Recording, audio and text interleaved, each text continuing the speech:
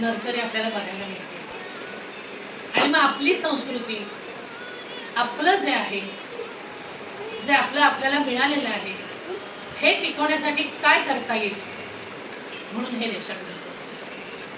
आज वर्धापन दिनाच्या मनापासून शुभेच्छा देते की हा जो दृढ संकल्प केलाय, हा दृढ निश्चय केलाय की ह्या शाळेमधून माझा पाल्य हा इथे छान अर्थानं म्हणजे त्याचं संगोपन होणार आहे, त्याच्या सगळ्या कलागुणांना वाव मिळणार आहे. या उद्देशाने तुम्ही जो आमच्या देशावर विश्वास टाकला, पहिल्या प्रथम मी त्याचं अभिनंदन करते. त्या 30 मुलांच्या एकंदर दैनंदिन मध्ये काय काय असायला पाहिजे, त्यांचा अभ्यास कसा असायला पाहिजे, अभ्यासाचा अर्थ काय असायला पाहिजे. अभ्यासाचा पहिला अर्थ आहे वाचन करून मनन करून लिहिणं म्हणजे अभ्यास. मग त्या मुलांचं अभ्यासामध्ये वाचन होतंय का, त्यांचं लिखाण होतंय का, त्यांचं मनन होतंय का, ह्याच्यावर आपण काही पार्ट्स तयार केले. आई बाबांना व घरातील सर्व मोठ्यांना नमस्कार करू.